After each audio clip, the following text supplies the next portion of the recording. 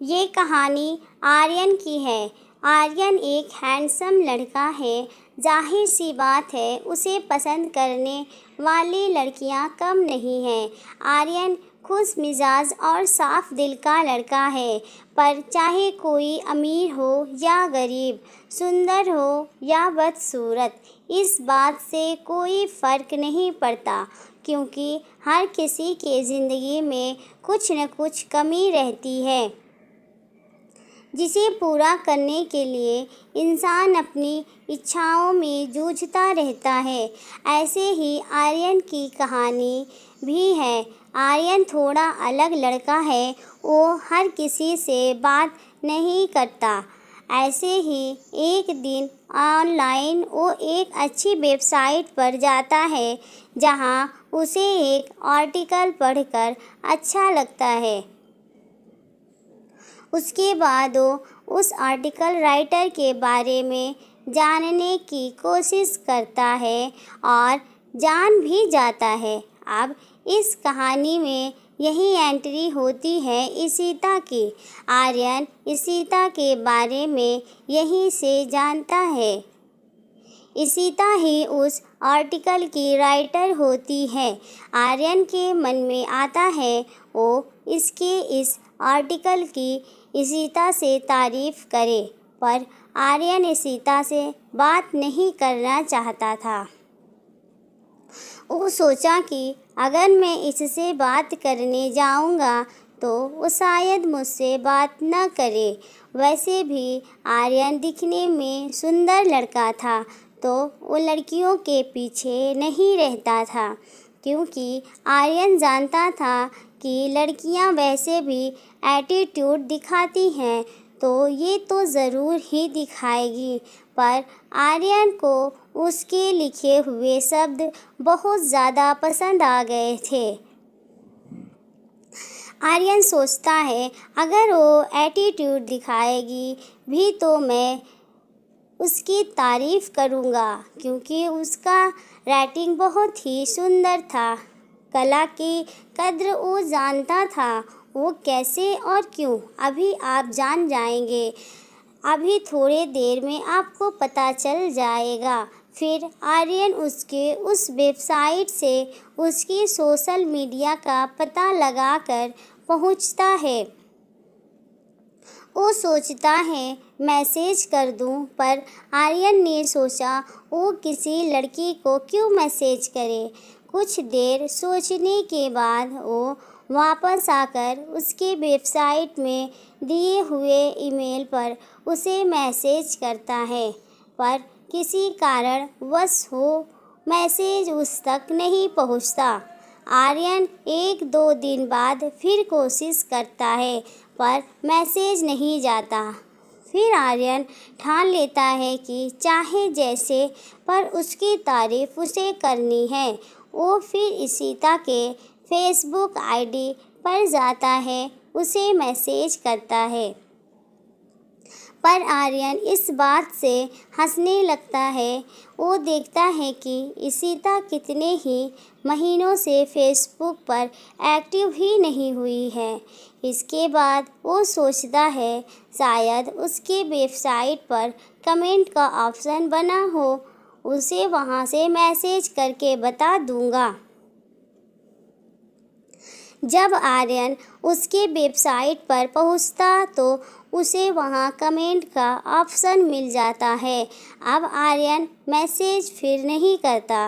वो सोचता है वो एक वेबसाइट ओनर है, एक अच्छी ब्लॉगर है, वो मुझे रिप्लाई क्यों देगी, और कमेंट में कुछ भी बोलूँगा तो शायद उसकी बेइज्जती भी हो जाए, क्योंकि कमेंट हर कोई पढ़ सकता था।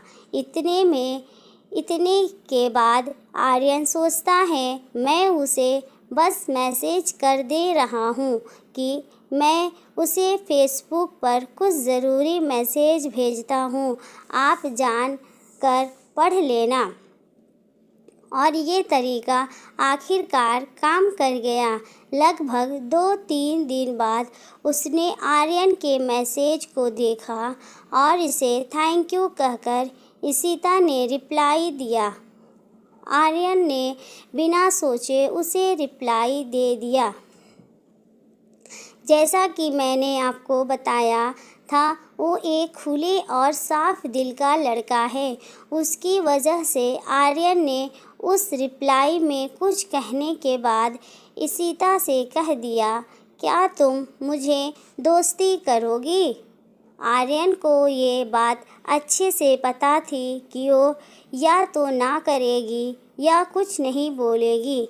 फिर भी उसने अब तो मैसेज कर दिया था और इशिता ने पढ़ भी लिया था।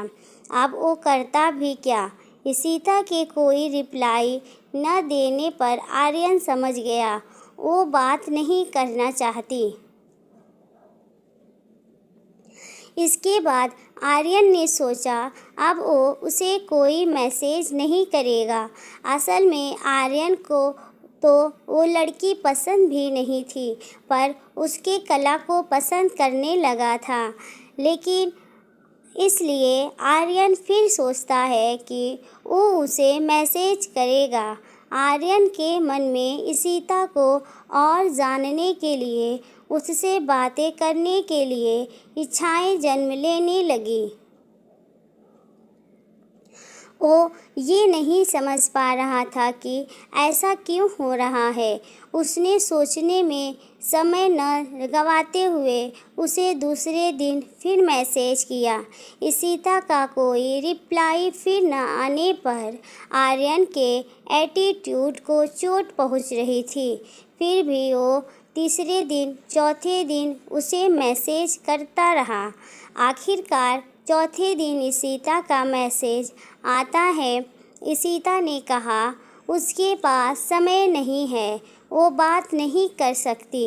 वो अपने वेबसाइट के काम में बहुत बिजी रहती है। आर्यन को इस बात से गुस्सा आता है, पर वो सोचता है इशिता अपनी नज़र से देख रही है कि वो एक ब्लॉगर है। वो ऐसे ही किसी से बात कैसे कर सकती है?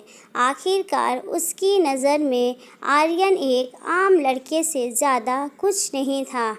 आर्यन अपना मन मारकर ये फैसला करता है कि वो घमंड में है। अगर मैं भी ऐसे हो गया तो कौन किसको समझेगा? इसलिए वह उसको फिर मैसेज करता है, पर इशिता का कोई रिप्लाई नहीं आता। आर्यन सोचता है कि शायद वो उसे परेशान कर रहा है। इसके बाद भी इशिता की कला उसे अपनी तरफ खींचने में बार बार मजबूर कर देती है। वो कुछ दिनों तक उसे मैसेज करता रहता है और उससे जानबूझकर हर बार पूछता है कि वो उससे दोस्ती करेगी। अगर दोस्ती करना है तो भी बता दे, नहीं करना है तो भी बता दे। उसके बाद वो उसे मैसेज नहीं करेगा। पर इशिता न दोस्ती के लिए इनकार करती है, न ही इजहार करती है, बल्कि इशिता आर्यन से कुछ अलग बातें ज़रूर करती है। इन सब के बाद भी आर्यन उससे सच में दोस्ती करना चाहता था। इसलिए वो इशिता के कुछ न कहने पर भी वो बार बार उससे पूछता रहा। कई दिन बीतने के बाद इशिता आर्यन से कह देती है कि अब उसे वो कोई मैसेज न करे। अब ये बात आर्यन के ईगो पर लग जाती है। आर्यन सोचता है अगर उसे दोस्ती नहीं करनी थी तो उसने पहले क्यों नहीं कहा। उसे इस बात से बहुत गुस्सा आया और उसे अब इशिता से नफरत होने लगी।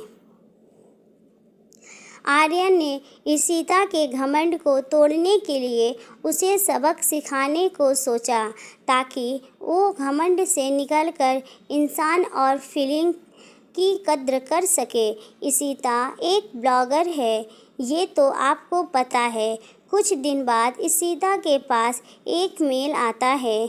इशिता उस मेल को ओपन करती है तो खुश हो जाती है, क्योंकि वो मेल उससे बहुत ज़्यादा बड़े वेबसाइट से आया था। वो ये समझ गई थी कि ये मेल किसी बड़े और प्रोफेशनल ब्लॉगर की तरफ से आया है। वो उसे पढ़ती है तो शॉक्ड हो जाती है। उस मेल में लिखा था कि जहाँ घमंड हो वहाँ कला भी गायब हो जाती है। ये मत भूलो कि ब्लॉगर बनने से पहले तुम एक इंसान हो। तुम मानो या ना मानो, ये सब यही रह जाएगा। इंसान खाली हाथ आया था और खाली हाथ ही जाएगा। इंसान को इंसान की भावनाओं और सच्चाई से परखना चाहिए, उसकी औकात से नहीं, क्योंकि ये समय है और समय लोगों का रुतबा बदलता रहता है। तुम्हारी तारीफ करने के लिए उतावला होने वाला आर्यन ये पढ़कर इशिता का घमंड चूर चूर हो जाता है। इशिता को अपनी गलती का एहसास होता है।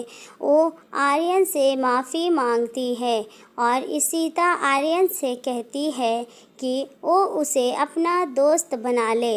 आर्यन उसे माफ़ कर देता है और वो उसे अपना दोस्त बना लेता है। अगर आपको ये वीडियो अच्छा लगा हो तो लाइक एंड सब्सक्राइब ज़रूर करें। ये है एक सच्ची प्रेम कहानी जो इशिता और आर्यन का था। आपको कैसी लव स्टोरी अच्छी लगती है हमें कमेंट ज़रूर करें। इसी बीच एक शायरी बोलेंगे।